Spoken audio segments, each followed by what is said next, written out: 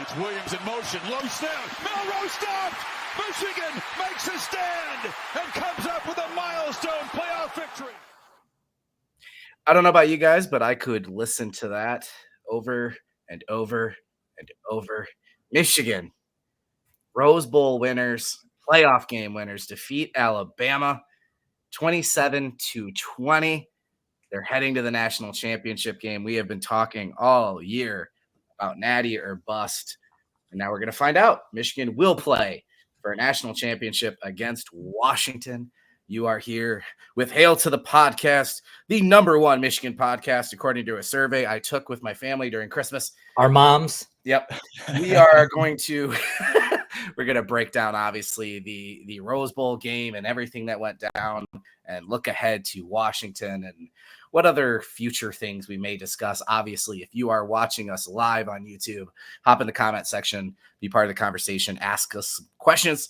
If you're watching this on playback or through podcast, make sure you check us out on YouTube, like, subscribe, notification bell, so you know when we go live. We love having you folks join us in these conversations. But anyway, we're all coming down here. Josh Henschke, our Intel insider and publisher, Maize and Blue Review. Sir, how are you doing? Oh, never better, my friend. Never better. Never better. Josh might have got his trolling thumbs working late last night on the X, Twitter, whatever the hell we're calling that thing now. And then just literally like within the last 20 or 30 minutes, back home from Los Angeles, our man in the sky, Mr. Brock Heilig, who, I don't know, you watched the Rose Bowl, big game. I'm sure you got nothing to talk about. How are you doing? I'm doing great. That was incredible. I really can't stop smiling. That was a moment I'll remember forever. I was honored to be there. We'll get into this, but that's, in my opinion, the biggest win in program history. And they're at the Rose Bowl against Alabama, against Nick Saban, the greatest head coach in college football history. It didn't get much better than that, and it was a pleasure to be there. Just an incredible day yesterday. And I got my rose too. It's holding on barely. Yeah, the petals are about to fall off there, but I got it. So that rose must have belonged to J.C. Latham. But hey, let's go ahead. Let's go ahead and start with the big picture. I don't have a problem with that. I was asked this question when I appeared on SiriusXM today. What? Ooh, yeah, nice. Look at that. Oh, that's funny. So the boys have Arnold Palmer's, some nice light tea. I'm glad you brought that up because I didn't get a chance to mention that I have my whiskey. Have not had one for the last few weeks because I feel like I've had a constant cold coming and going for whatever. So after that Rose Bowl victory, I went with some Bland's. For those of you that understand that that's a nice little glass, that's what I'm drinking tonight. But anyway, you guys enjoy your tea. Hey, little meme. Enjoy your tea. Big picture. We talked about this on our Bleacher Report podcast too, Josh. And as in the moment, it's easy to feel this way. I know it's still only been a day, but in terms of the Harbaugh checklist, man, right? Not winning a big game, not winning as an underdog, not winning on the road, not beating Ohio State, not getting into Indy, not winning Big Ten, not getting to playoff, on and on and on and on. That win, I'm glad it was Bama. We've talked about that whole charade with Bama and Florida State. I'm glad it was Bama. I felt like the team took it more serious in some ways, right? And I know that might have been lessons learned from TCU. But anyway, like Brock just said, Alabama, Nick Saban, playoff. I know they still have the Natty to win, right? Mm-hmm. Could potentially win the national championship. But even then, I feel like depending on how that game goes, people are going to remember this game almost more than whatever happens in the Natty, right? So as we sit here today, is that the biggest win in the 144 years of Michigan football? Hard to argue against it, and they will win the Natty. You heard it here first. Michigan's going to win the national championship, and that was essentially the national championship in a nutshell right there. That game, I think the winner of that game was going to win the national championship. And, it's Michigan's to lose at this point. I said going into this game that Michigan is the most complete team left, even, going up against Alabama. And I firmly believe that they are the best team, the most complete team left out there. And they can beat you in so many ways. And just the magnitude of how Michigan won this game, despite all of their best efforts trying to derail themselves, and just what this season has meant to this program and what's happened. A lot of it, self-inflicted, whether you want to agree with it or not. It is self-inflicted, a lot of it. Yeah, I agree 100%. I think this is the most important victory, the best victory, the most memorable victory in program history so far. I think what happens on Monday obviously will either, I think, make or break that. I think, people will be like, oh, great, the Michigan beat Bama, but lost the national championship. I mean, I think you gotta seal the deal at this point. And I don't see why they don't.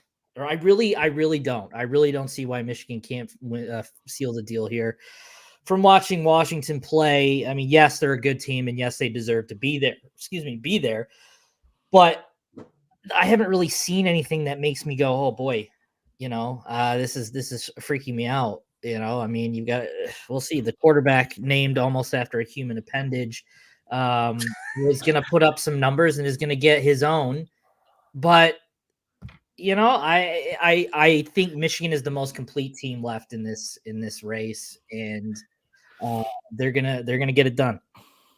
We will get to Michael appendage later. Brock, your thoughts? His name is not Richard. Okay. It's gonna be one of those. What a name. Brock, you kind of brought up the topic, so I feel like I already know how you feel, but just your thoughts on now. Granted, you're 20 years old, right? So no, he's 21. He's 20. You're 21. Oh, you turned 21? Right? I did. I turned 21. Hey, happy birthday! Yep. Yeah. Thanks. Hey, here's a drink for you. The big boy's all grown up now. Yeah. He's got his big boy pants on. Still can't rent a car yet, but it's okay. That is so funny to me. Like, how did they pick 25? Yeah, I don't know. Doesn't make any sense. Yeah. No, sorry, Brock. Your thoughts, program, where this ranks. Yeah. You guys could probably help out with a little more of the pre-2000 stuff than I could, but I think the only ones that come to mind right off the bat are 2021 Ohio State, but I don't think that compares just because there was much more on the line in this game than there was in that game. A spot in the national championship. That was a bigger relief, I think. Yeah. It was more of a sigh of relief against Ohio State, and that's up there though. That's certainly a day that'll live on in Michigan history for sure. And I think the only other one that really compares is the 1998 Rose Bowl against Washington State. But even still, Michigan didn't outright win the national championship that year. It was technically, if you want to call it, shared with Nebraska. So, and I know a lot of people have strong opinions on that, but even that one, Michigan wins that game, and then there still is a little bit of controversy, and it's not, specifically determined that Michigan was the national champions. So, I mean, I feel like those are the only two that really come to mind. It was a magical day. I mean, Michigan beats the team that has been ruling college football for 15 years now, and they do it in the most iconic stadium in the country. And they do it after having all the players come back to specifically win that game. I feel like it's a day that's going to be talked about for a long, long time. And like Josh said, Michigan needs to win on Monday because, I think how everyone will perceive what happened yesterday will be determined by whether Michigan wins the national championship. If they go and lose to Washington, people aren't going to look at this Alabama game the same way. But if they go and win, it'll be the greatest 2-game stretch in program history without a doubt. And I feel like it probably won't be touched ever, or at least for a very long time. Oh, you gave me so many things. I'm about to rant about the conspiracy theories of a pissed off Philip Fulmer and Peyton Manning not getting the Heisman and the coaches pull and blah, blah, blah. But anyway, yeah, it's kind of tough because pre-BCS, we didn't get games like this, right? So you can bring up, Bo's win in 69 over Ohio State. I think 97 Ohio State, the Rose Bowl, you're right. I mean, iconic. I've got it right here. But beating Washington State, right? This is almost out of a movie, right? Bama, like you said, they're 15 years of dominance, and that has not been a normal thing throughout the history of college football where one team is this dominant. And when I just think about narratives, I think that's a real big key for like, okay, this game, what does this game mean? It's about destroying narratives. And there was a lot of narratives destroyed in this one, right? So we saw leading up to this game, it was so weird how people weren't picking Michigan. They're favored by Vegas, not by a ton, but for anyone who follows gambling, tons of money was pouring in on Alabama, and Vegas never moved the line. They're perfectly fine being vulnerable on Bama, right? It wasn't till the day of where some of the sharks start coming in and the money moved actually the line closer to Michigan being more favored, right? Analytics had this as, guess what, a 7 or 8 point game, right? They got to the total we all kind of thought they would. Our staff predictions were all very close to this score. How they got there, like Josh said, probably much different than any of us expected, right? Yeah. In terms of some of the mistakes they made and such. But Nick Saban, month to prepare, his record, and Harbaugh struggling in bowl games and blah, blah, blah. Like all of that's gone. I do think a national championship is obviously a bow on the whole thing. It makes everybody feel better. But I think there was enough things accomplished in this game that if they were to lose the Natty somehow, it's still something they can build on. But again, with this whole Natty or bust mentality, you got to finish the job. I do agree with that. But I'm also, I don't know, in the moment, it's definitely the biggest. I wonder, I made the joke about the Miracle on Ice in 1980, how everybody thinks the U.S. beating Soviet Union was the championship, but it was actually the next game was the championship as a semifinal. I wonder if that's how it'll be viewed. What was it, 29 million viewers or something? Most watched non-NFL sporting event.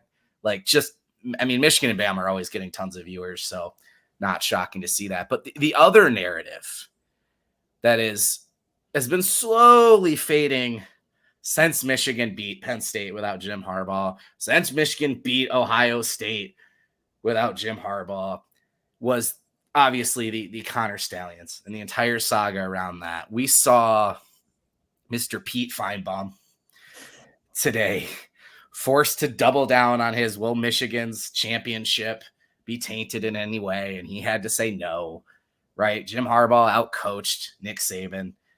Jim Harbaugh outcoached Nick Saban. Pete Feinbaum, I'm going to keep calling him Pete, I don't care, had to say those words, right? And even for his entertainment purposes or whatever you want to call it, right? Mr. McAfee today said something I just kind of candidly came out. Basically, like, hey, the football gods are starting to tell me that maybe this whole thing you guys had me freaking out about was bull crap, right? Like, I think people are starting to finally get like, hey, I know they made this sound like a huge deal, but it wasn't, right? People freaked out. Connor Stallions was at the Rose Bowl. Josh, we know he was also at the Big Ten championship game and whatever, right? Okay. People freaking out about that, though, I think brings light on why the whole scandal was so stupid. There's 100,000 people in that stadium.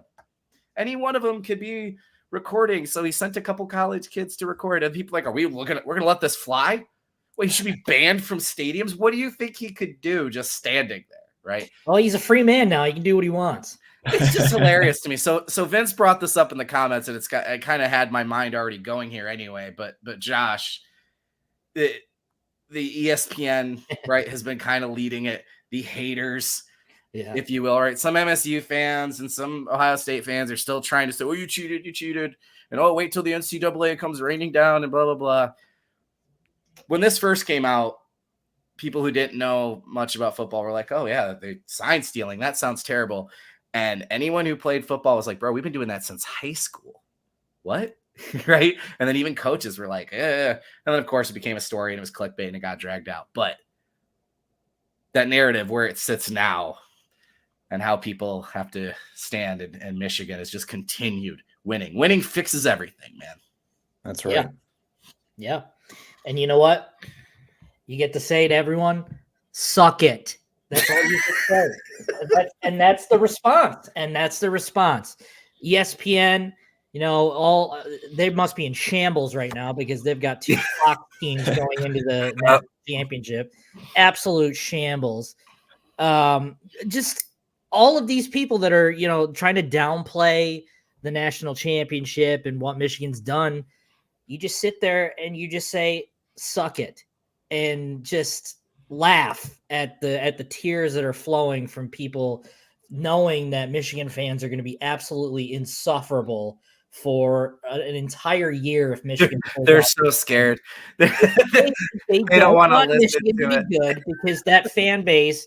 And I can say this because I love the Michigan fan base. They're great, but they can be annoying as hell. And this year it's deserved.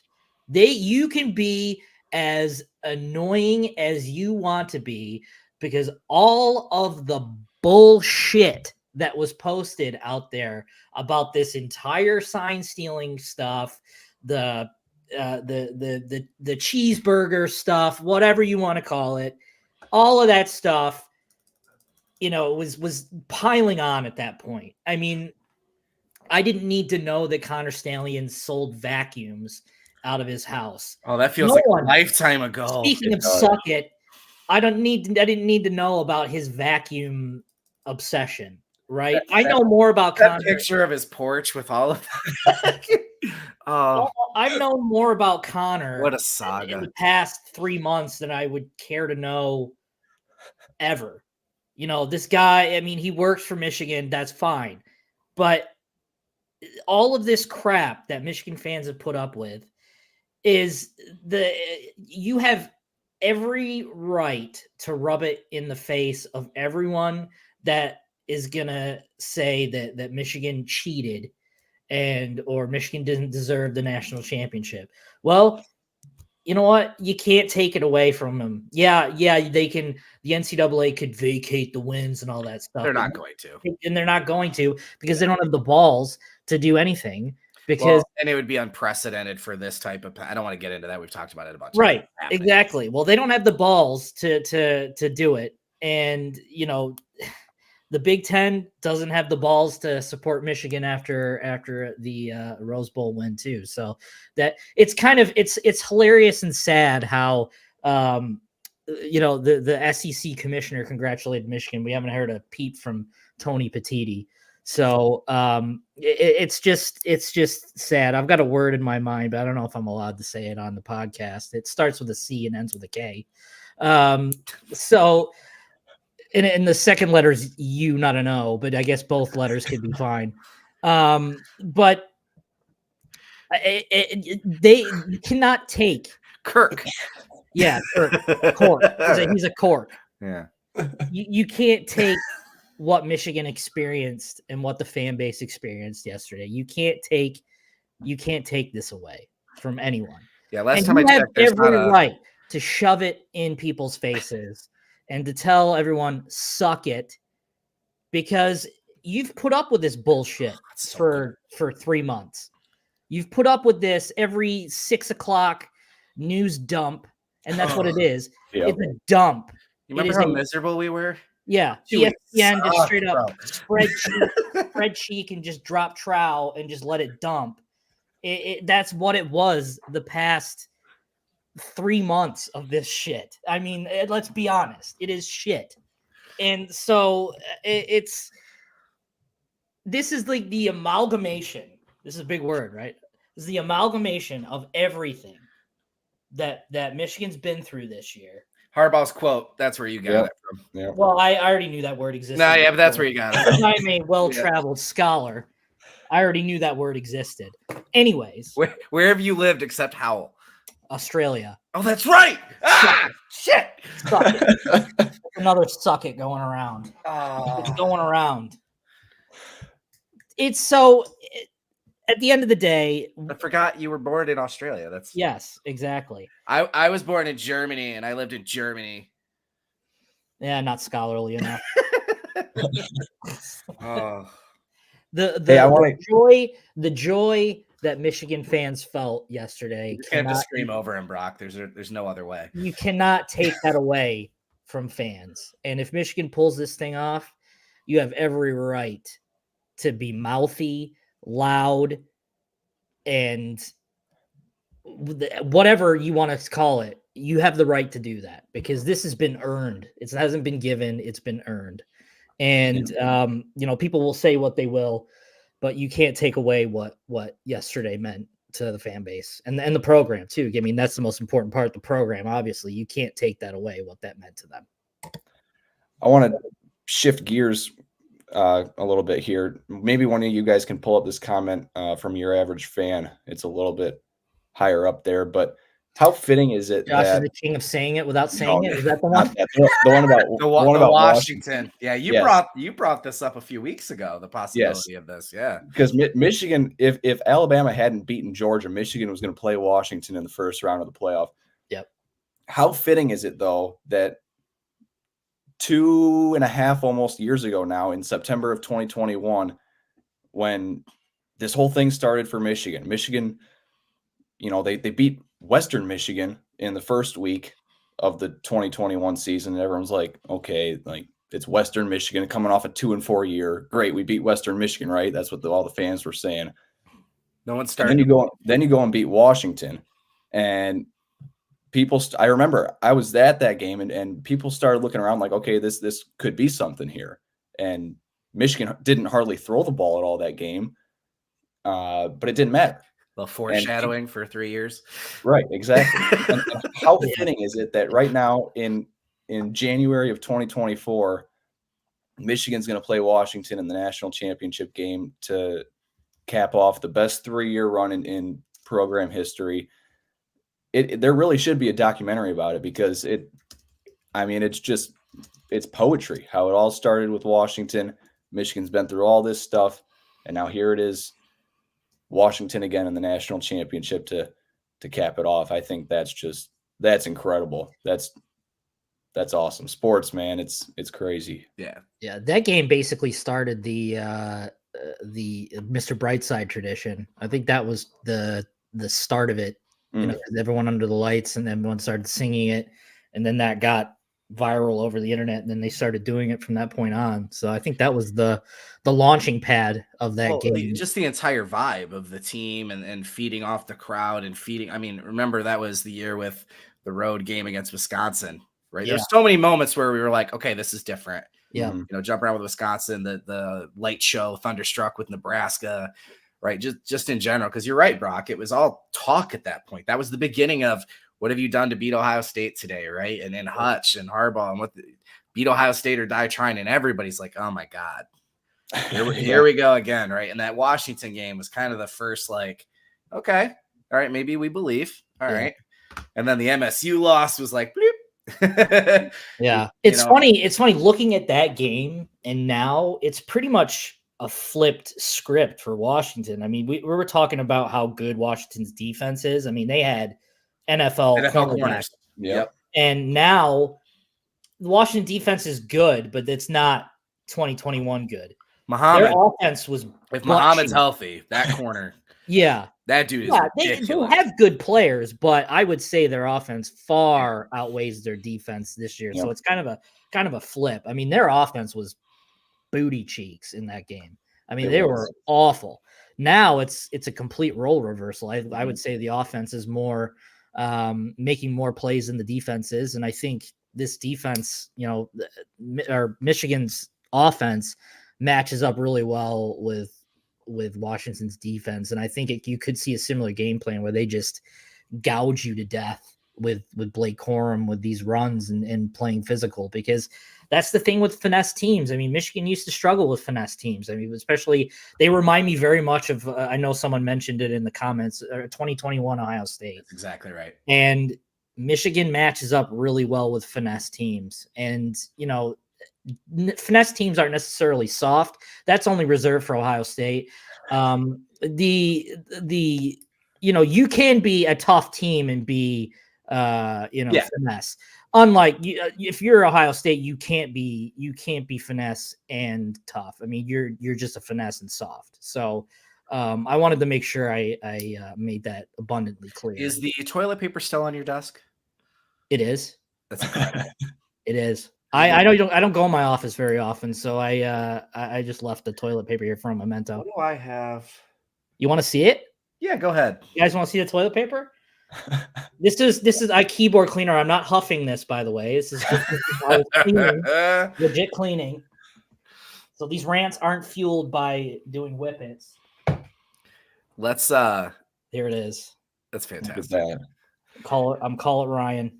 Let's look back at Bama a little bit more before we look ahead to Washington and how they won this game. And you know, the biggest concern coming in was arguably or obviously Jalen Milroe. Why did I say his name here? Jalen Milroe. And what he can do with his legs and especially deep throws as well.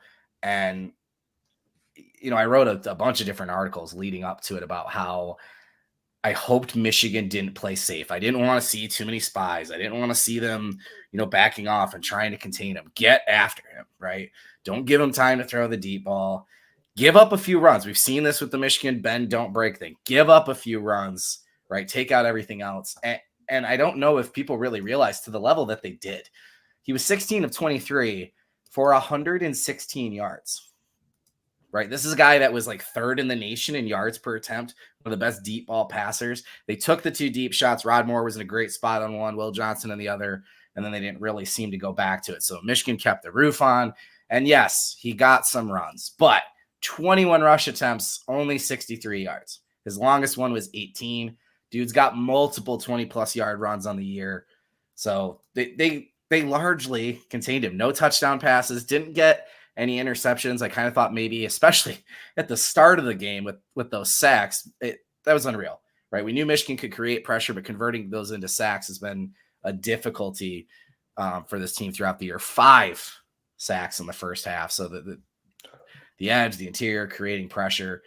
And then on offense, I thought the first half, Michigan was looking really good, obviously. And then third quarter, it felt like a struggle until we get to the incredible fourth quarter, which we'll get into it a little bit more detail. But Josh, just in terms of Michigan's game plan on defense, again, I was just really shocked with some of this coverage all week because it's like, yes, we cover Michigan, right? We want Michigan to do well. But like I look at numbers and I watch film stuff and I can be reasonable, right?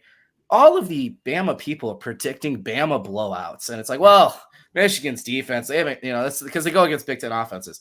As if analytics don't consider these things, right? Like it just makes me, anytime people say that, like the way these rankings work is they consider the opponent. It's all adjusted for that. Michigan's defense is legit. You guys are crazy. Yep. And I wish I remembered you said it.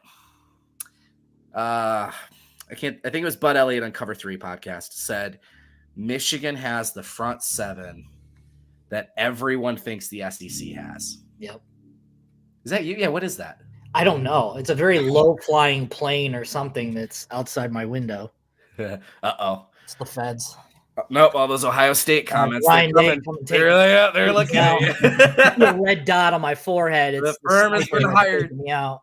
No, but anyway, a lot of respect I think was earned. I've seen that flip. Like, oh yeah, these guys are legit, right? So the defense, which has been the best in college football all year, which we've argued is maybe the best in Michigan football history, and Jesse Minter, give him his roses, if you will. Mm-hmm.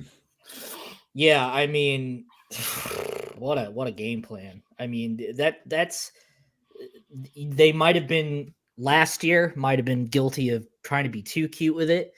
And that's just you need to just look at it and say, they played to their strengths. They did what they had to do.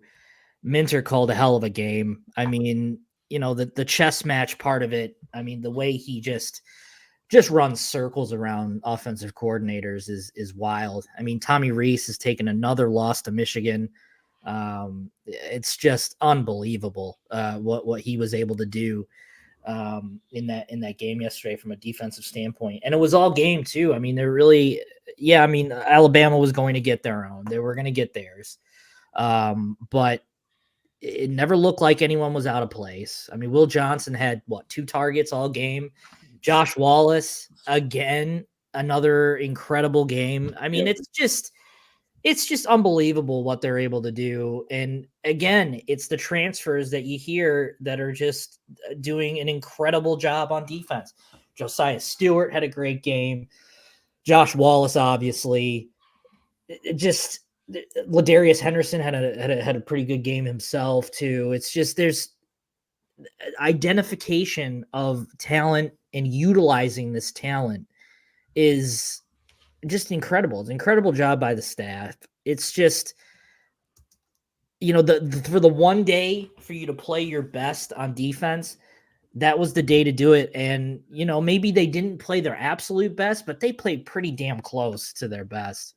I mean, it's just every week now it's becoming just a thing that's just like, well, boy, this offense, what can this offense do against Michigan's defense?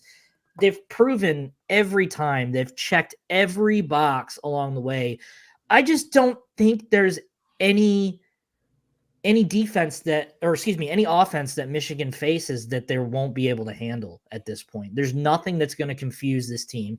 And it helps that you've got so many veterans too, that have seen a lot of ball, played a lot of ball, and you can't get much by a veteran player. And that's kind of why you see it in basketball too. The veteran teams mostly make it in the NCAA tournament. The guys that have played a bunch of basketball together too. That's the most important part. They've played a lot of basketball together. And and having coaches that put you in the position to win. So yeah, I mean, Jesse Minter, defensive staff, I think Jim Harbaugh, a lot of the success has to do with the staff and keeping it mostly intact for the last 3 years. For the fact that Michigan didn't play their best game and they were still able to beat Bama. That leaves so much room for opportunity against Washington, who,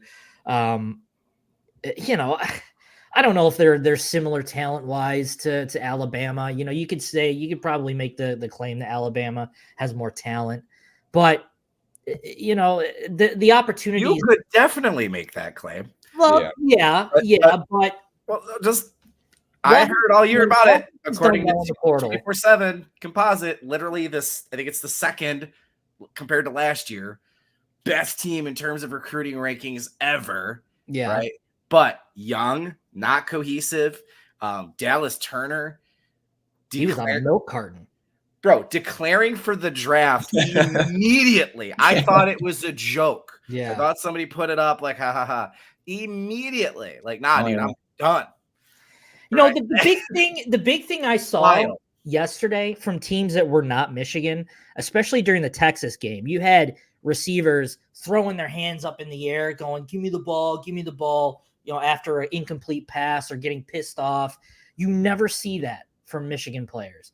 You never see the selfishness of, hey, give me the ball. I need the ball.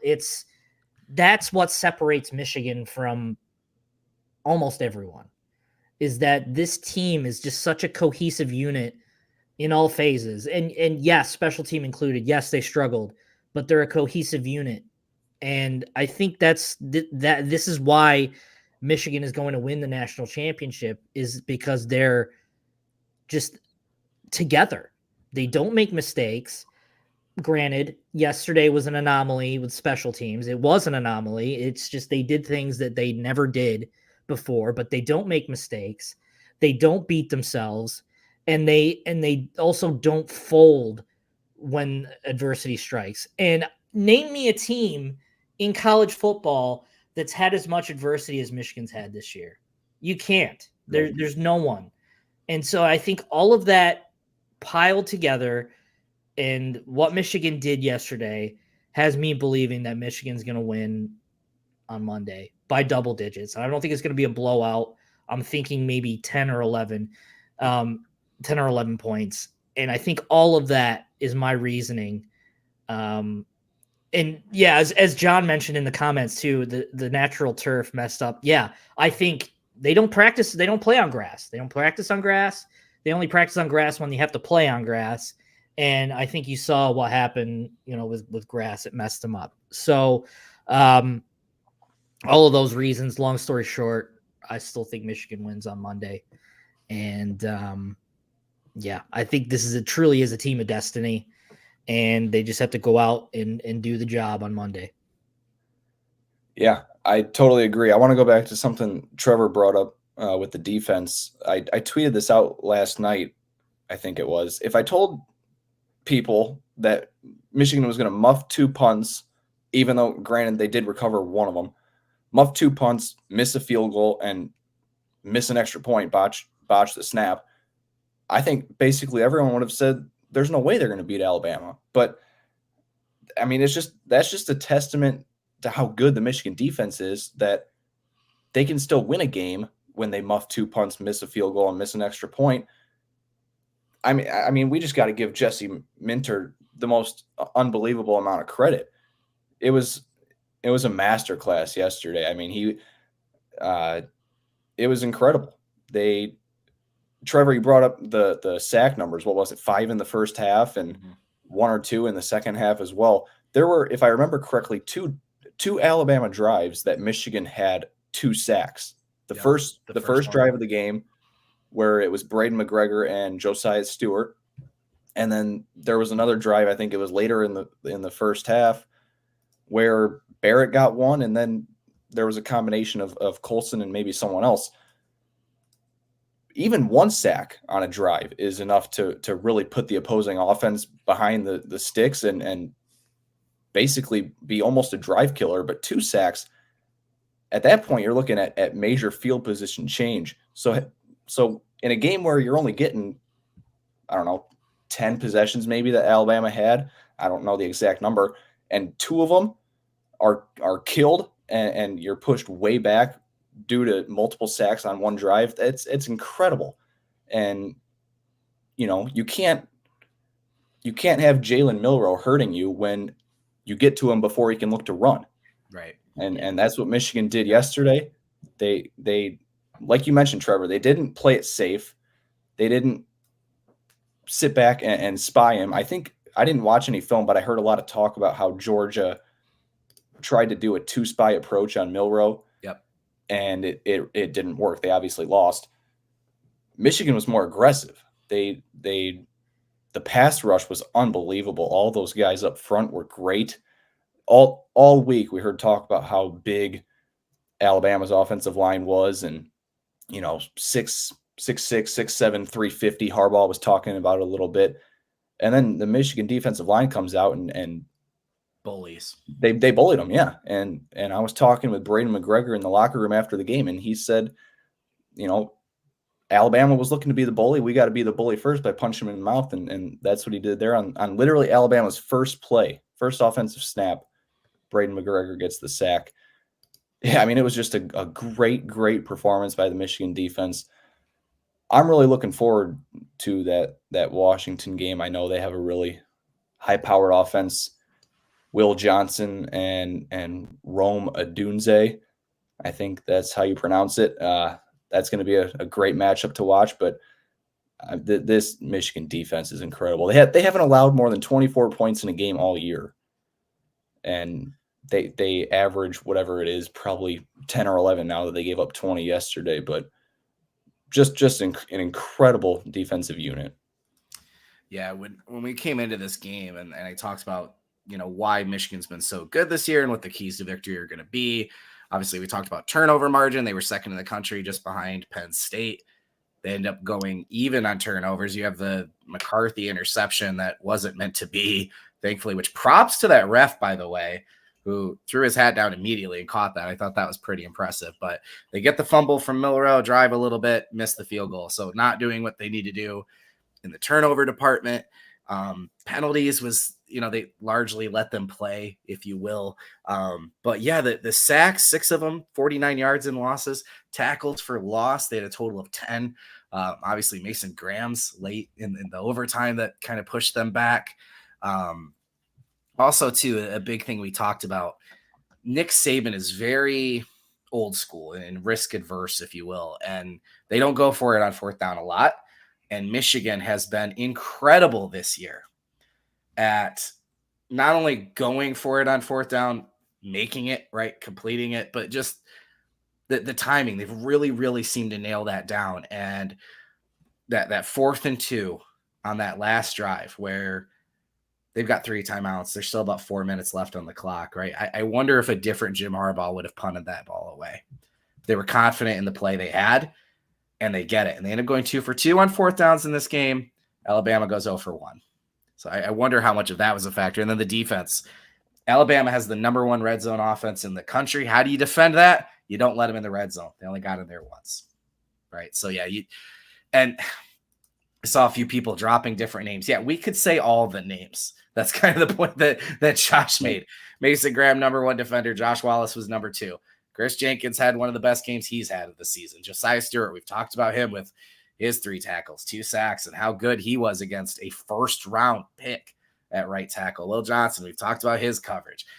Underrated because you didn't hear their names a lot, but I brought it up in the beginning. Makari Page, Rod Moore, keeping the roof on that defense. Yeah. Quentin Johnson. Massive. Quentin Johnson as well. Forcing the fumble. Michigan didn't score on that drive, but that really changed the momentum. That was a big, big play because Alabama was driving to potentially take a 2-score lead, I think. So that was a huge play too. Let's talk a little bit of offense real quick here, and then we'll switch to the Washington game, which you guys are itching to get your previews for. I've seen a few people bring this up, so I want to talk about it in some way. Obviously, there was some concern. You lose Zach Zinter. That's your best offensive lineman, right? And we talked about how Carson Barnhart moving to right guard is probably a more natural place for him. And you're kind of accidentally upgrading right tackle because of how good Trent Jones has been. And we saw that, Josh, you brought it up, Dallas Turner, nowhere to be seen next to Trent Jones. And people have asked, why haven't we played him all year, whatever, right? Here's what we'll say. For those that don't know, it's on whatever. Jones had some things bigger than football going on. And he's done an incredible job, and the team's done an incredible job of finding a really good place for him to be. He was happy, the team was happy in the role he was contributing in. And when this whole thing went down, I saw a quote he said recently, basically like, I'm ready to be the guy now, right?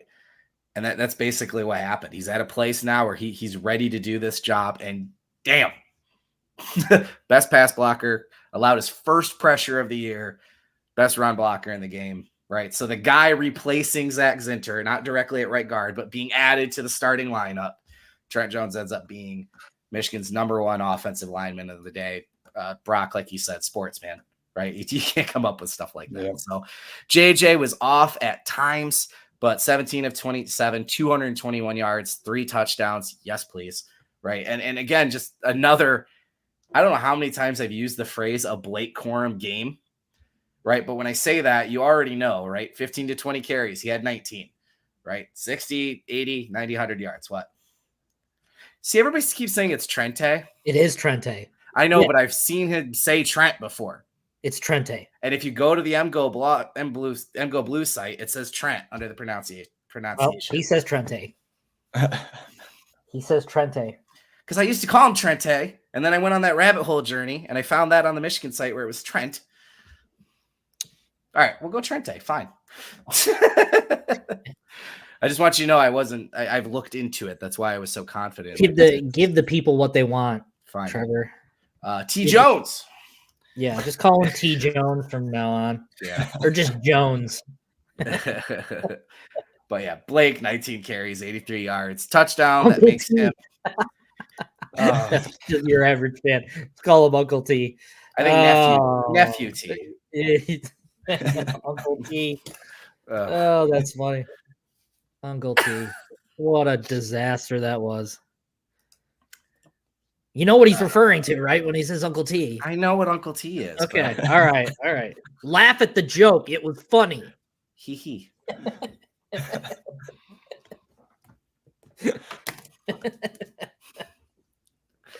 Blake Corum with 19 carries, 83 yards, and a touchdown. The touchdown, of course, breaking Anthony Thomas's record. So nobody has rushed for more touchdowns in Michigan football history than Blake Corum. That is a crazy thing to say. Props to our Steven Osentoski, the GOAT, no cap, who back when everybody was in love with Zach Charbonnet, he was the one that was like, I think Blake Corum is going to be the guy to watch, and he was spot on. But interesting to me in terms of like the adjustment thing. We thought tight ends were going to be a big factor in this game, in the middle of the defense going against their linebackers. Donovan Edwards, possibly, in the passing game. And Michigan seems very early on to make an adjustment to instead go to speed receivers on crossing routes, which, if any of you got chills just now, you remember the years of screaming for crossing routes, right? Tyler Morris gets his and goes up. Roman Wilson, Samaj Morgan, right? Michigan makes that adjustment. A running back is involved in the passing game. It's Blake Corum, right? So we talked about going into this game that maybe Michigan, the paralysis from analysis, maybe they got too cute. They did too much against TCU, that we weren't going to see a ton of that, right? They went against tendencies. Is a big thing that I think. I don't think that they got crazy. People talked about all the trick plays. They've been doing flea flickers in every single game this year. Yeah. That wasn't crazy. It's just Corum got rid of it too fast. Orji going to pass it. We've been saying since Orji got his first carry, the next thing you need to do is let him throw it.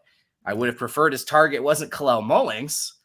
I thought that was interesting, but props to him for not forcing the throw, whatever. And then, of course, the Donovan Edwards throwback where I don't know how JJ caught that and threw. I don't know, but that wasn't crazy. They've done things like that in big games. This wasn't, on fourth down having Colston Loveland pass it. That's not the same kind of thing we were seeing from Michigan. So again, at the end of the day, the offense does enough. They scored more points than the defense gave up, and that's just kind of been this formula that Michigan's been on, right? And when the special teams lacks, they make up for it in other areas. So the second half was frustrating, but I thought the offense overall performed really, really well.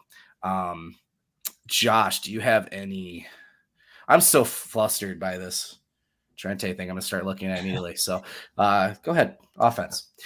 Yeah, I think a lot of it was execution-wise. The players just didn't execute. The Samaj had a couple of plays where he could have gotten open after the catch.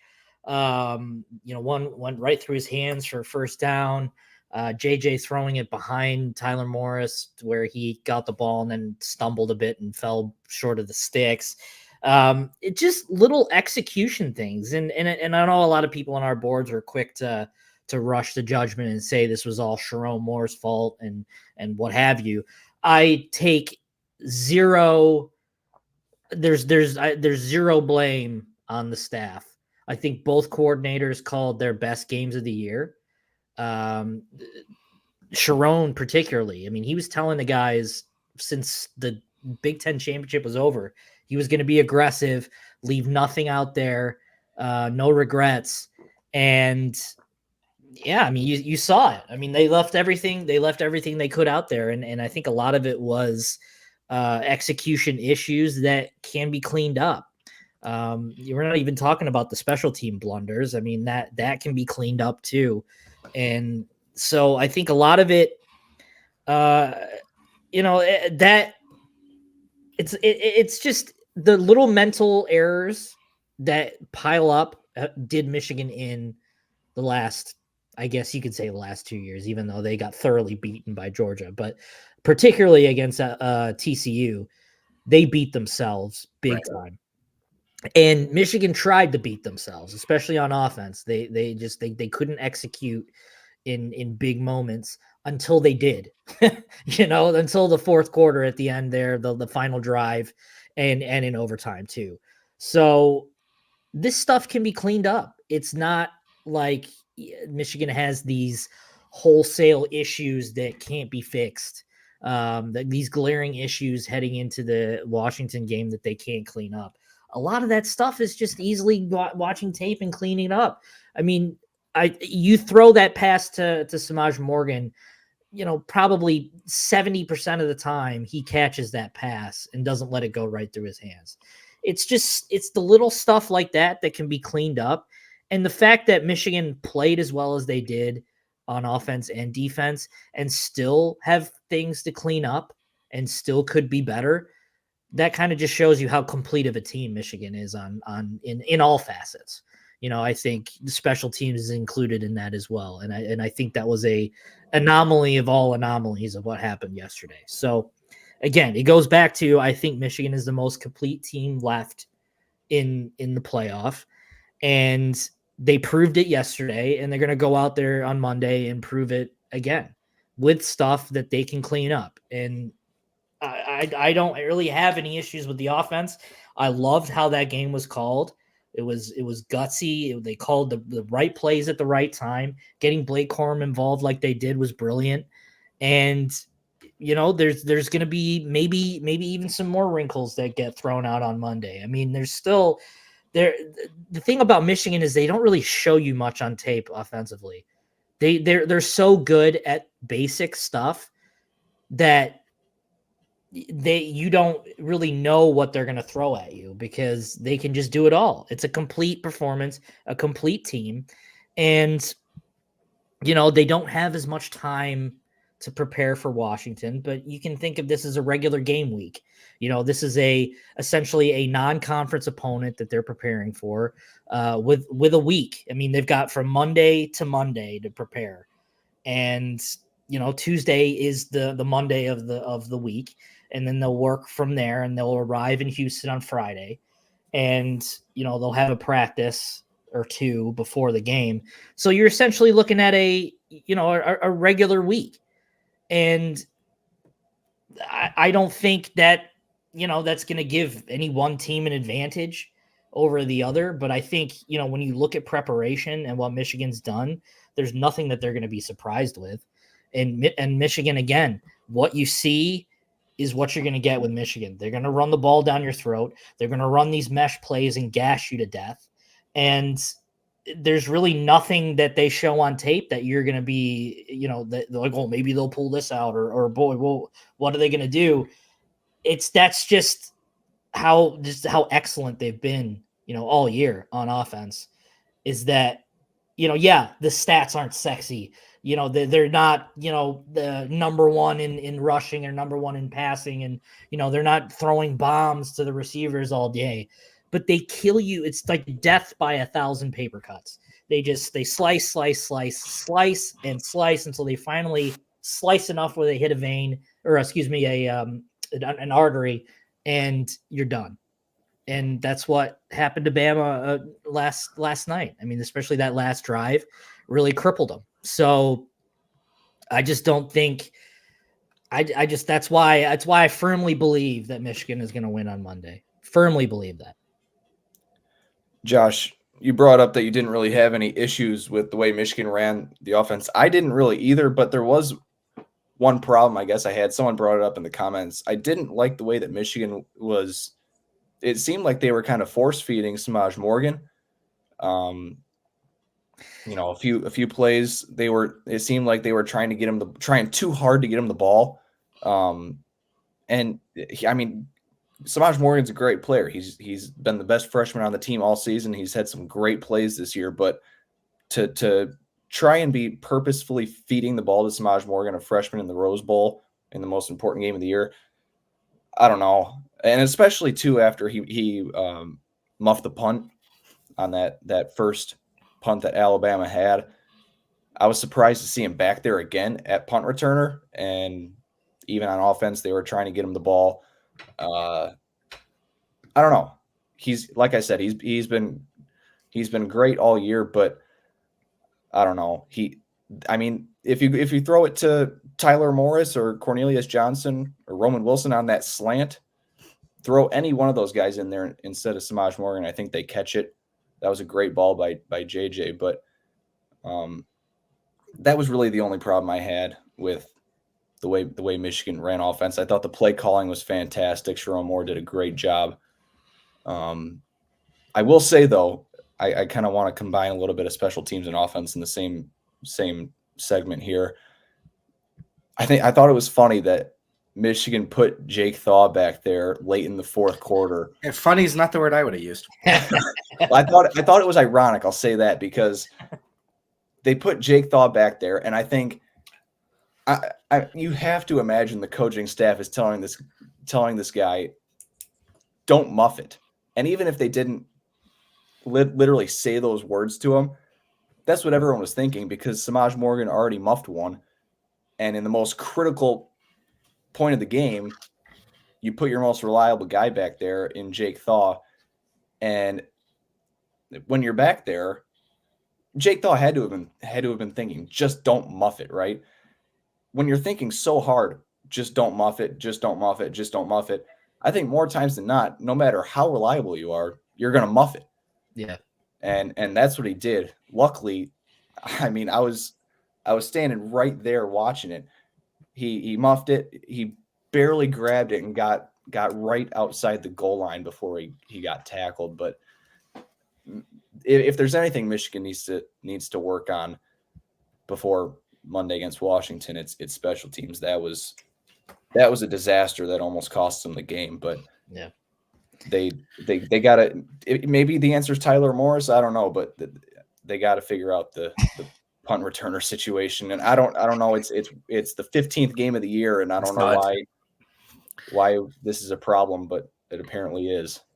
I do want to respond real quick to what Brock said about Samaj. I think the big thing, I don't know if I call it force feeding. I think that's trust. I think that's straight up trust for your guy. I mean, if you can't, if you're not going to give the kid plays, he's never going to learn the game. He's never going to learn. And so the big thing is he was open. You know, he was throwing it's not like it was blanket coverage and he was throwing in the ball. He was open. And that, as I meant, that play that went right through his hands, he could have got a good, maybe a 15, 20 yards if he broke a tackle at the process too. So, yeah, I mean, should you maybe get someone older in there, someone more experienced, maybe like a Tyler Morris in that spot? Yeah, maybe. But the kid's never going to learn if he's not in a position to play. And the muffed punt is what it is at this point. Fortunately, it didn't bite them in the butt there. But he's got to learn eventually. And you take the good and the bad with true freshmen. And unfortunately, yesterday was mostly bad with Samaj, but he's given you so much good this year that he's earned the right to play. So again, a lot of that was execution, but I don't think that was a big indictment that he was getting so many looks. I think he's earned the right to see these looks and to see that play and to see the time that he got yesterday. I think he became a focal point of the offense, and unfortunately, it just didn't work out. But fortunately, it worked out for Michigan at the end, but just didn't work out for Samaj. Oh, you guys are bad for my ADHD right now. Okay, I literally wrote down notes. The Washington, Texas film review thing. There are people that for the last month have been already watching Washington and Texas film, getting ready for this. So I'm not concerned about that. The Samaj thing, yes, he could have learned throughout the entire season. If Samaj Morgan was going to be the punt returner, why did you wait until the Big Ten championship game to put him back there and then the Rose Bowl? And Brock, I disagree. When he had the muff punt, I think the worst thing you could have done was take him off the field and not let him go back up there. Now I'm in his head for who knows how long, right? Maybe this is his Roddy Bell moment, as Jake Butt has theorized, or vice versa. Guess what happens when you just say, all right, Jake, your turn now. I just saw Samaj get benched for making a mistake back there. I don't play every down, like nervous, like, ugh. And what happened to the 10-yard line rule on punts? Why are these guys fielding punts at the 2? Yeah. Let it bounce. What are you doing? Yeah. No, Thaw should have let it bounce. Now, props. I don't know how he grabbed it, stayed in the way he did. That could have been a horrific way to lose that game. But I don't understand. We talked about the Thaw and Morris thing a lot at the beginning of the year and the going back and forth. I have started to believe the theory that I think what happened to Ronnie Bell in 21 is affecting them. Because if we're being honest, Roman Wilson should have been returning punts all year. Yeah. Right. Experience, ability to get explosive, catching, right. But they clearly didn't want to do that. And they kind of played around, and it took until this Rose Bowl game for it to sneak up. And that's why I agree with Josh. I don't think special teams are going to be an issue. We knew at the beginning of the year, it was the one area on this defense they could not upgrade. You're not replacing Jake Moody. You're not replacing Brad Robbins. And say what you will about AJ Henning. He was an experienced returner back there, right? You weren't going to replace those three. But Turner's been phenomenal all year. That was his second missed extra point, I believe. Obviously, he was huge in the Ohio State game. But we saw some funky snaps, some funky holds. Doman's been a great punter all year. His punts were kind of short. So I'll go with the grass. I like that theory. I'll go with that. Yeah, I mean, the proof is one more though, right? I mean, the proof is there. Yeah. On offense, last thing I got. Scheme wise, the motions they were doing were incredible. Yeah. Oh my gosh, getting mismatches and the constant. Oh, it was so good. And I also thought it was really interesting. We've been talking about the inside zone run scheme and duo for a month. And what does Michigan do? Come out and run nothing but gap all game. I hold on. I want to make sure I get this number right, because this blew my mind. 14 of that can't be right. Hold on. 14. 17. There we go. 17 of Blake Corum's 19 carries. Gap, not zone. All year. The exact opposite. Just crazy. I thought, again, little tweaks like that. But yeah, Samaj. A few people have said this about you let Samaj be Samaj. I mean, we've seen his character. I'm not worried about him. And I saw some tweets today from, he was meeting with Desmond after, and some tweets from his family, and that dude's in a good spot. I have no worries about him. He's going to be an absolute superstar for Michigan next year. So, all right, we're already at the hour mark. We've talked about Washington, kind of dropped in throughout the episode. So let's get into this a little bit. The one thing I want to touch on, because again, I'm a big fan of it. I know Bill Connolly over at ESPN has said for now he's factoring in these bowl games, but he's kind of going to figure out a way to adjust, because Georgia getting to beat down half of Florida State has now moved them to the number 1 spot, right? And that feels a little but Michigan still, you can see a pretty wide gap here. Again, in terms of where they had them with Alabama, it was 7 or 8 points. That's how this ended up going. So if we're looking at this, we know Michigan's offense comes in as 12th. Again, typically efficient, not explosive. We saw 9 big plays in this game, runs and passes. Again, kind of just a little bit different than maybe we would have expected. Washington comes in at number 12 on this list. And this is a team that has, again, one of the more explosive offenses in college football, along with their Pac-12 partners. Oregon are number 1. When you think of these top ones, LSU with Jaden Daniels, obviously, number 2 on the list. But when I think about that 2021 Ohio State team, Josh, because I agree, I think that's probably the best comparison off the top of my head, just that feels right in terms of the quality of the quarterback and NFL talent at receivers, right? They were destroying people, right? I think last year, 22, they had double-digit wins in every game but Michigan, right? Washington hasn't been scoring a ton of points for how good their offense is and for the numbers they've been putting up. They've played, I wish I had this right in front of me. I was thinking about this, but they've played how many single-digit wins do they have this year? Yeah. They've played everyone close. I didn't think I didn't think they would beat Oregon in the Pac-12 championship game just because they won by 3 at home. The team that lost usually has a huge advantage in a rematch on a neutral site. So I never even really thought they were going to get in the playoff, let alone to the national championship. And that's not a huge knock on them, but as electric as their offense is, it's not crazy high scoring. And Josh, you brought up the defense. You can see S&P Plus here ranks them 44th right? And look how similar they are to LSU. Yeah. Who lost multiple games this year against better teams. So for Washington to be undefeated when you're looking at this on paper, it's hard for me to not be confident. In years past, maybe not, but I've seen Michigan win games like this. I saw them once again with the deep ball threat against Milroe, not give it up. Yep. Right. Yep. Michael Penix is gonna get some throws. Right. Roma Dunze, if it wasn't for Marvin Harrison, would be the clear-cut best wide receiver. Oh, absolutely.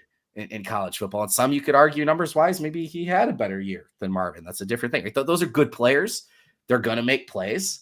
You're not going to shut them out. And I think that's really the key to this. And I think that's where, Josh, I wish I remembered exactly what you said earlier, but Michigan's kind of accepted, like in the past, Don Brown was, don't give him an inch. Don't give him an inch. We're going to shut him down. We're going to take Saquon Barkley out of the game. No, you're not. Yeah. And when you try to do that, that's how you get beat, right? So I can't help but feel confident with everything Michigan's done for the past 3 years, arguably, right? In terms of defensive scheme, especially this year. And that offense, I don't know. I'm not saying Washington can't win the game, but I'm having a hard time feeling spooked. Yeah, no, I agree. I do think there is a path for Sorry, the Michael Penix puns are ready to fly in the comment section. Michigan's got a couple of things going for them, right? They've faced Penix before. Yeah, they lost, but that was under a Don Brown defense. You've got tendencies with him at Indiana and also at Washington with tape. I think Washington's wide receivers are better than 2021 Ohio State's receivers. Yesterday, they were insanely efficient. There were like 19 catches off 20 targets or something like that. It was something ridiculous, which is not sustainable. But I think for Michigan's defense, you're fine with keeping the ball in front of you. And that's what they've done so well against Ohio State, is they've kept everything in front of them and haven't got the lid taken off of them. Eventually at some point, you're going to get scored on if you keep things in front of you, because eventually they're going to chunk their way down the field. But I think Michigan's perfectly fine with, a 350-yard performance by Penix if they get the win. Look at Stroud in 21. I mean, he had 400 yards passing or something like that. Just under, yeah. Yeah, and still lost. I think they'd be totally fine with that as long as they keep things in front of you and avoid the big play. That's something that they've done so well with all year, is avoiding the big play. And yeah, you're gonna get scored on. You're gonna get the big plays on you at some point, but limiting those plays and shutting down the pass, that Michigan, that plays right into what Michigan does so well. It's and especially if Johnson is banged up enough to where he's not going to be effective. If you're one-dimensional on offense, you're going to have a tough time with Michigan's defense, because they are very good at taking away your strengths. And if your best strength is passing and they take that away, you got to get creative. And I mean, obviously we'll see if they can do that, but I think Washington's strengths will play into what Michigan's strengths is on defense. I mean, Will Johnson shut down Jermaine Burton yesterday. Josh Wallace shut down the other side of the field. And, Rod, like you said, Rod Moore, huge plays. Makari Page, huge plays. Guys have seen a lot of football. They've gone up against a lot of really good receivers. I don't think they're sitting there shaking in their boots at all, looking at what Washington's going to bring to the table on Monday. Yeah, and I think it's important to note that this Michigan defense is going to be by far the best defense that Washington has faced all year. And it's 100%. Like not even close. And 100%. With how great Will Johnson and Josh Wallace played yesterday, I don't know how anyone could feel confident picking Washington in this game. Michael Penix is great. I didn't get to see a lot of the game, but I looked up at the TV every now and then, and it seemed like he was always completing a pass, or whenever they were showing his stats, he was, what he finished with, 300 and high 300s in yards. What was he, 400s maybe?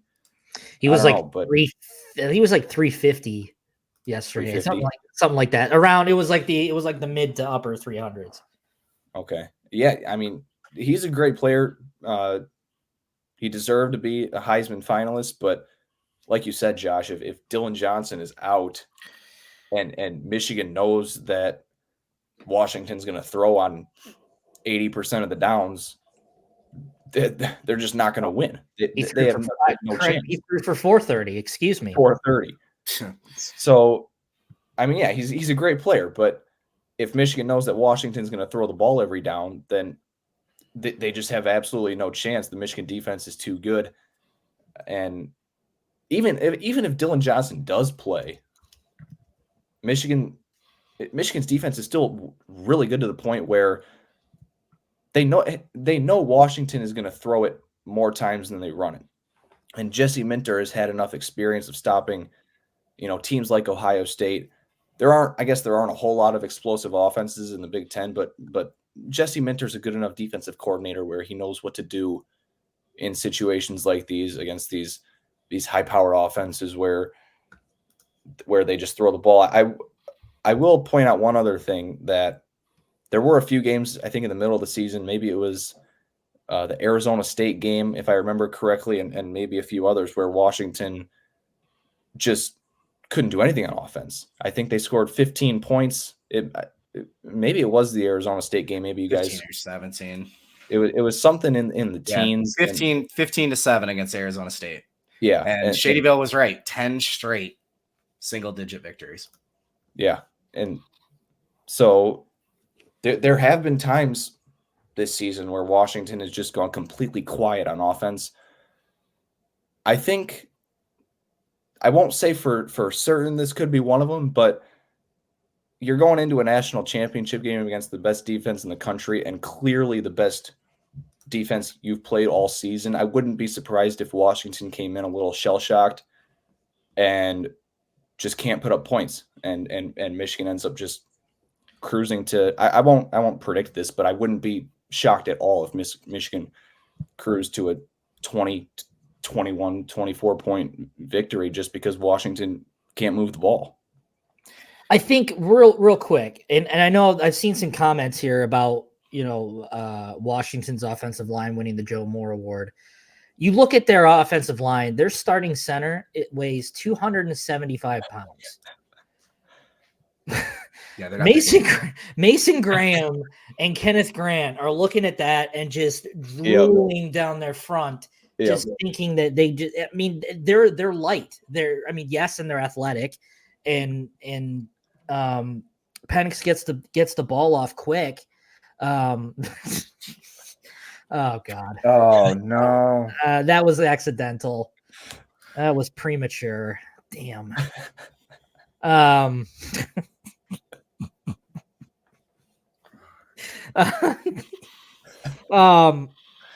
totally lost my train of thought too. Oh yeah, I was gonna say Texas. Thank you, John, for reminding me of Texas. That Penix on his mind. Yeah, I got some Penix on my mind. Texas, yeah, he was very comfy in the pocket yesterday.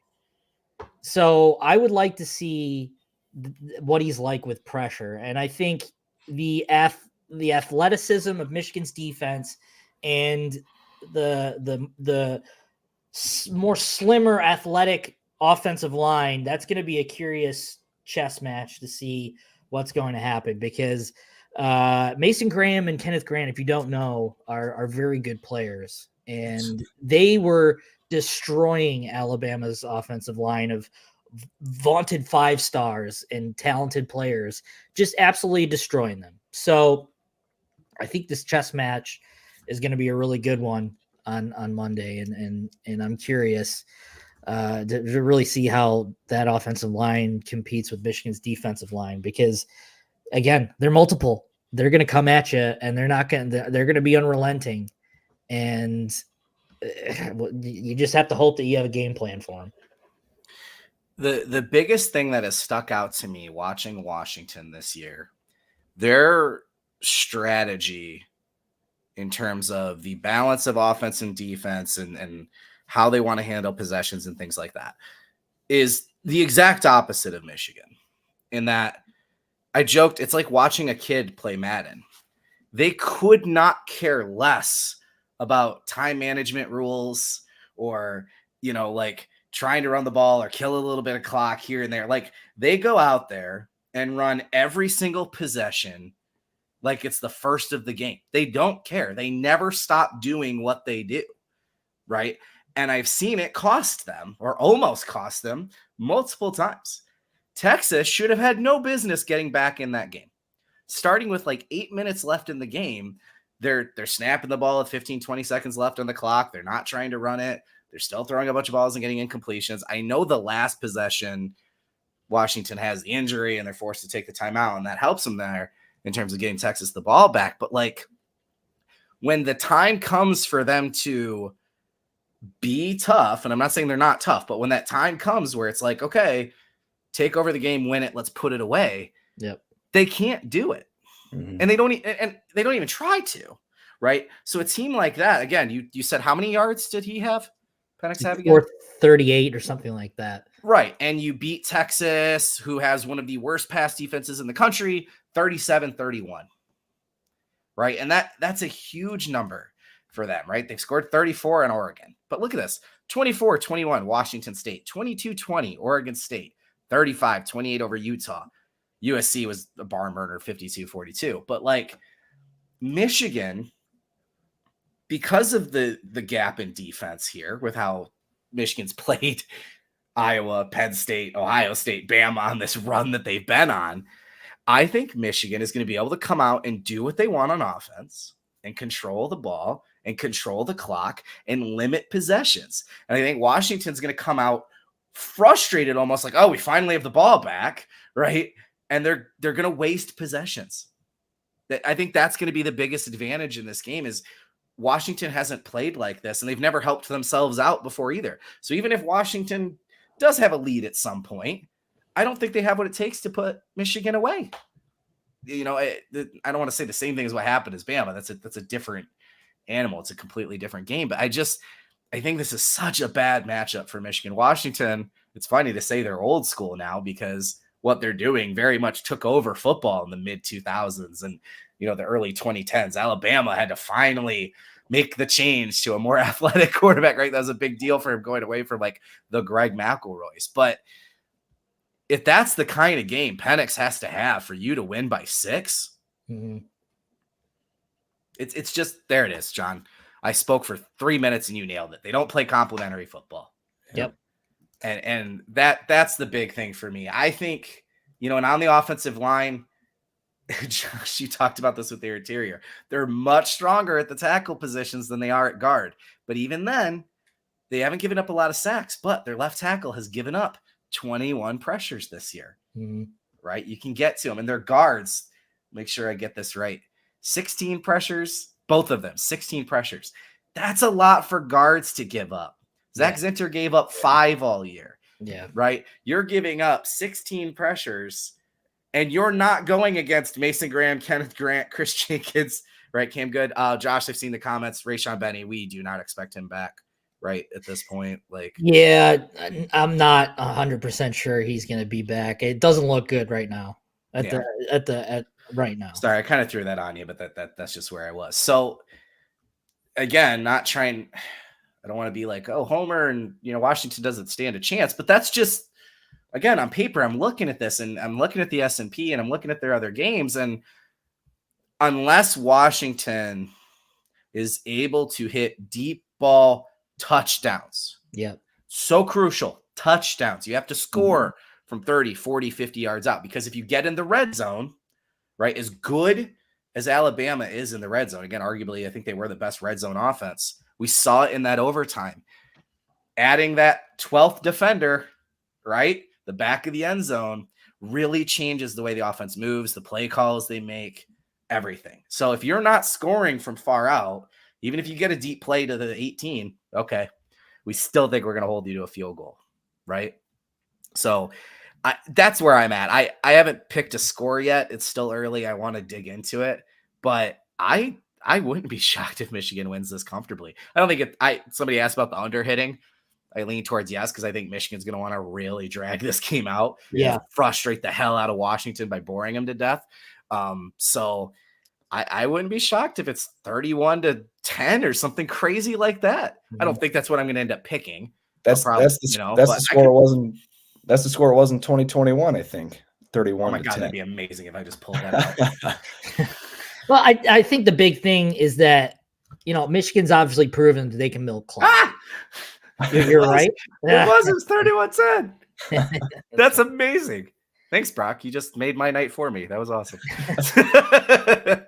I think the big thing, Michigan has proven that they can milk the clock. I don't think Washington has proven they can milk the clock. And obviously they want to run fast by giving. So if Michigan can control the time of possession, it's going to be really tough they would have to be efficient beyond efficient. Washington, I'm talking about Washington on offense to win this game. If Michigan scoring on all but one or two possessions, or something crazy like that. They do. If Michigan does what they always do and just bleed the clock and just brute force you to death, the possessions are going to be like gold. I mean, it's going to be tough. It's going to be tough. So, I mean, obviously we'll see what happens and how both teams are game planning for each other. But Michigan's depth on defense, they're going to give you a chance 10 out of 10 times. And that's really going to be the difference maker here is that, all of that depth that they're going to throw at you, can you withstand that? And, if Michigan can shut down the pass and force Penix into some mistakes here, I find it tough to find a scenario where, that Washington can do something other than, make explosive plays. They had 12 possessions against Texas, only 4 touchdowns. You're not getting 12 possessions against Michigan. No. I almost wonder if this year for Michigan in the playoff compares to last year for Georgia. And I'm not comparing this year's Michigan team to last year's Georgia team, but last year Georgia had a nail biter against Ohio State where the Buckeyes could have won if they had made that field goal. And then Georgia went in and curb stomped TCU. And I'm not saying that Michigan's going to beat Washington 65-7 or whatever the national championship game was last year, but I almost wonder if Michigan's nail biter came in the semifinal this year against Alabama, just like Georgia's against Ohio State last year. And then Michigan goes in and wins comfortably, like you said, Trevor, maybe by a couple touchdowns against Washington. I almost wonder if it's that kind of situation for Michigan because I like you guys have both said, I really don't think Washington matches up well against Michigan. It's going to take, like you said, a lot of efficiency on offense from Washington, lots of deep touchdowns, lots of big play touchdowns, things like that. And really, it also even if Washington hits on all those things, it would take a lot of ineptitude from the Michigan offense, which I can't predict because Washington's defense is like Swiss cheese. So, I think you guys have talked me into it. I was originally thinking maybe a touchdown or 10 points for Michigan, a 7 to 10 point win, but I'm leaning now more toward a two touchdown and a field goal, 14-20, something like that point victory.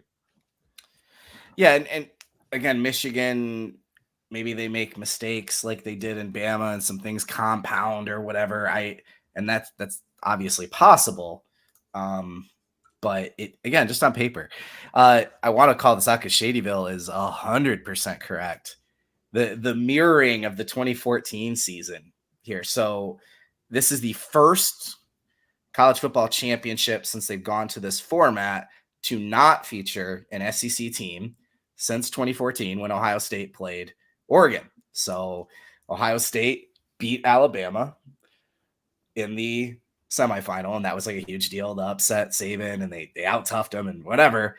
And then they went on to play this high-flying Oregon offense and, of course, won a national championship. So there's some interesting parallels to that. It's just where I am. right now. And again, I'll dig in more and see what I stumble onto if there's anything to move me. But as I've watched Washington just at different points throughout the year, that's just what stuck out to me. Like Penix makes throws where I go, whoa, right? He makes great throws. Rome Odunze looks like an NFL receiver to me, right? They have some speed with Jalen McMillan and the former Michigan State guy, little Jeremy Bernard, right? But I just the way they run their team with just like complete disregard for that balanced. I already forgot the term that was used, but the balance of offense, defense, special teams, and Brock, to your point too, being here before in some element, right? Washington after the game, the way they were talking, I was kind of impressed. Where they're just like, yeah, we knew we were going to win. You guys keep doubting us, whatever. Complimentary, thanks, John. Yeah, we're going to win the next one. Like, it kind of reminded me of Michigan last year, right? Almost too cocky, right? Like a lesson learned thing. And I think too, like Michigan has literally been building for this all year, right? Washington's goal was obviously to win a national championship. That's every team's goal, right? But when you talk about Michigan with the beat Georgia drill, they have literally been talking about this all year. And I think they're just going to show up knowing like this win validates everything. It really does, man. And when we go back to the narratives we were talking about, especially everything around the stealing scandal and not just the 21 and the 22, this era, this 3-year window, not just those guys, man. Jake Butt, right, and the 2016 team, who Brock, I was at a party watching the game, and somebody brought up the clip where you told Jake Butt to his face he's never been on a dominant Michigan football team. I had to tell them I was sitting there like so anxious because I wanted to cut you off, and I'm like, oh my God. And then you cut to Jake and he goes, I gotta defend that 2016. I'm like, yeah. But no, I mean, oh boy, the 2016 team, guys that have played for Harbaugh. I mean, farther back than that, even, right? The guys like Brandon Graham who fought through the Rich Rod era, right? And then even further, we've seen Desmond and Charles Woodson and Tom Brady and these GOATs who have done. I mean, in the case of Charles, they've won a national championship, and Desmond, they both won Heisman trophies, and Tom Brady is literally the greatest quarterback of all time. And what this team means to them, like genuinely, like their reactions and the clips we've seen and the social media, like what this means to them. Yeah. This team has so much weight on them, and they've carried it. Just, it's been so impressive. We've talked about the character of this team and the leadership and just the way they've handled this, and they've turned the talk into reality. I hate using the destiny term. I hate using that, but there's just moments in sports where it just feels like it's almost a foregone conclusion. It would be shocking, like utterly shocking to see Michigan not win this because everything has just lined up for them in this spot, right? The Red Sox in 2013 with the Boston bombing and everything that happened there. And just that team had that vibe, right? Just from the beginning. That's how this Michigan team's felt all year. So that's where I'm sticking. Again, we'll get some final scores. We'll have predictions from the staff, which you guys should follow because we were all really, really close this week. I was really impressed.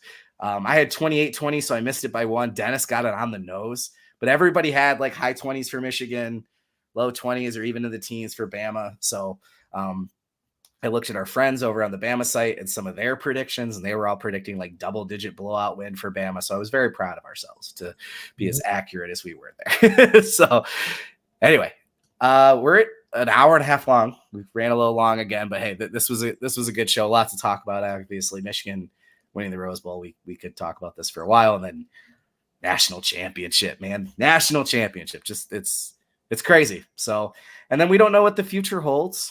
Right, as Jim Harbaugh likes to say, he was asked about it again. He made some joke about, I've got a very happy flight to Ann Arbor in front of me, right? But I see that, and I see JJ laugh when he said that, like pat him, and just the way they interact with each other. And it's just, I don't know, man. That they've got their own thing. And I think it's funny that we're trying to figure out what's going on. I feel like they're laughing at us at times when we try to bring up the hardball stuff. So we got a week of coverage again over at michigan.rivals.com, premium content. I think somebody called me out in a positive way. Derek, I think it was, said something, we know Trevor will be bringing some numbers to the table. Thank you. Can't wait to read the breakdowns. Yeah, I've already started. That's going to be my thing. I'll be putting out some by the numbers pieces this week. Brock and Josh will be in Houston covering the national championship on the ground for us. So you're going to want to make sure follow us everywhere.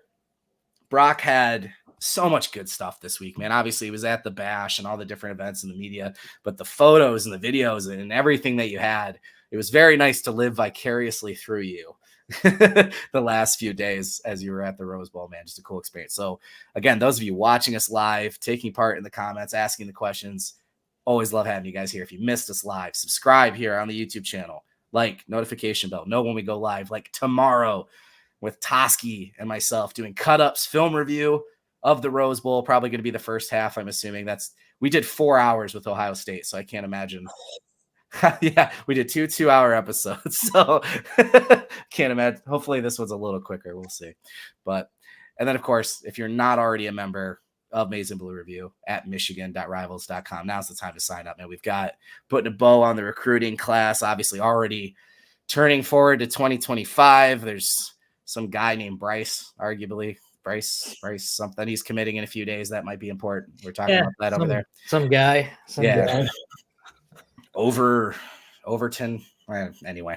And then it's Underwood, by the way. Trevor isn't being serious. He knows it's Underwood for those listening.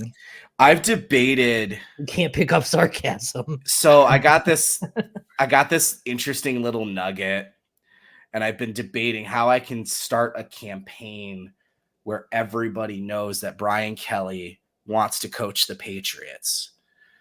They've already lost their offensive coordinator. We need to spread this like fire that Brian Kelly is trying to get out of LSU. He can no longer keep up the Southern accent. He's tried, and it's just impossible for him. Can't hang in the SEC. I don't know what he was. Sorry, I could go on that for a while. I don't know what. You are the winningest coach in Notre Dame history. Notre Dame. And you're like, nah, they don't give me enough. I'm going to go to LSU. Like, how do you burn the bridge of winningest coach in Notre Dame history? They were going to love you forever. You kill the kid. Yeah. They still love you, dude. Like, what the hell? I have very strong opinions about Brian Kelly. Sorry. He was at Grand Valley back when I was there. And the guy is just, I'm sorry he's sad down there. That's too bad. But anyway, we'll be following along with that stuff over at michigan.rivals.com. So make sure you join us. Yeah. Kelly wants the Michigan job. Yep. Yeah, ain't going to get it. Nope. That phone is not getting picked up, brother. Oh, that's going straight to voicemail. Yep. Sorry. Voicemail's full too. Yeah. Again, I don't know what he was thinking going down there. Like, Notre Dame fans got to feel pretty good right now that, like, even with Jade Daniels' Heisman season, that was still only what they were able to accomplish. And Notre Dame feels like, and then they stole the OC. Yep. LOL. Yep. All right. Anyway, Michigan Rose Bowl champs won a playoff national championship on Monday. Josh and Brock will be there. Make sure you're here with us, michigan.rivals.com. And of course, next week when we're hopefully recapping the 2020, what would you call it, 23 or 24? I always mess that 23. up. 23. Yeah, that's what I thought too. Yeah, they're going to have 24 on their jersey. That's annoying. But anyway, hopefully we're recapping a national championship win for Michigan. Until then,